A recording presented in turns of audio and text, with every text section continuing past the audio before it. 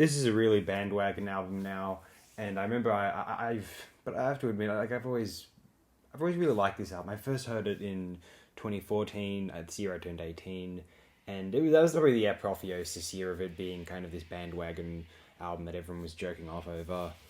And like I've always found it a lot of fun. I like the arrangements. I find the production interesting. It's just one of the most unusual pieces of.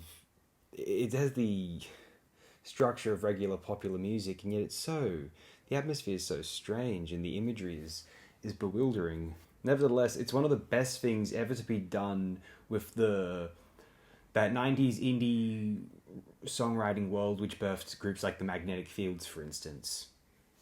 And I think it's thoroughly entertaining. I still think there's a kick to be had with this release. But don't take my word for it. Let's listen to what people had to say.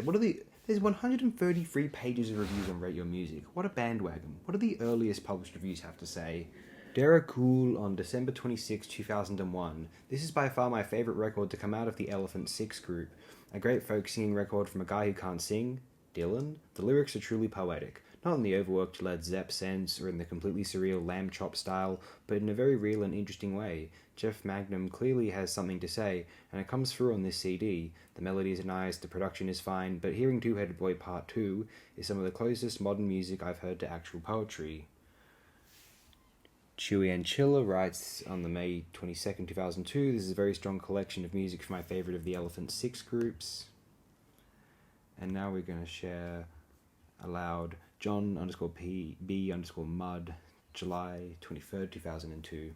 An album of pure, undiluted emotion, filtered through a Dada poet's sensibility inflamed with rage, grief, and unmeasurable melancholy over the murderous savageries of history. The music at times sound like it was made in Thomas Edison's lab in 1922 on sound-making contraptions happened upon on the way to the telephone, the communist's daughter. At other times, on the sear, oh comely, it's merely Jeff Mangum's guitar strumming free chords as he sings his disgust of the world that would kill the only girl he ever loved, Anne Frank. One could simply say that this is a concept album about Anne Frank, but this would be mistaken. There is no readily discernible central concept. Anne Frank appears only in oblique reference, and among a host of other characters, a two-headed boy in a display jar, a communist's daughter watching the sky be inseminated, and more.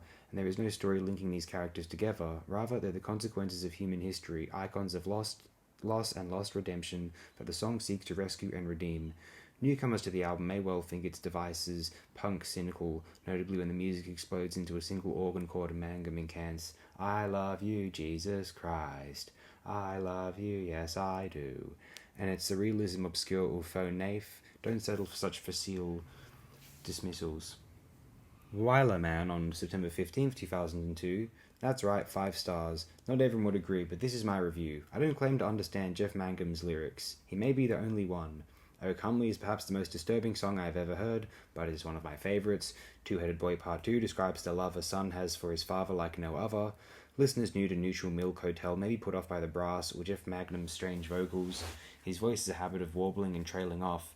This is only a roadblock for the impatient. You simply need to be in the right mood to listen.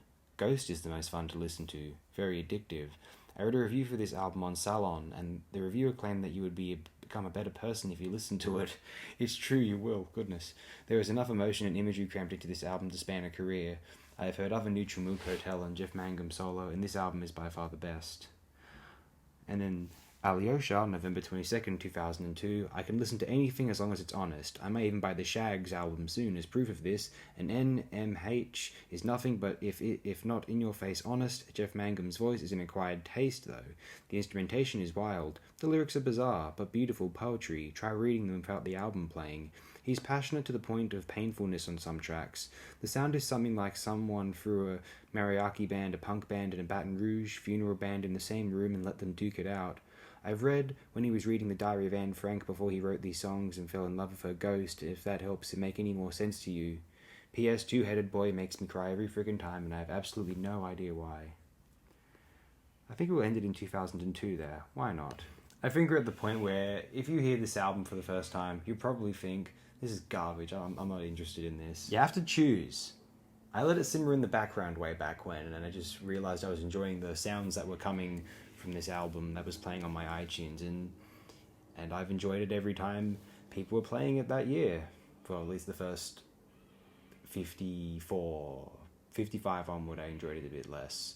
And by 70, I was really fucking done with it. But you spend, 9 years away from it or so, and you can listen to it again. It's like, it's pretty good, I guess. No, it's a lot of fun. I dig it.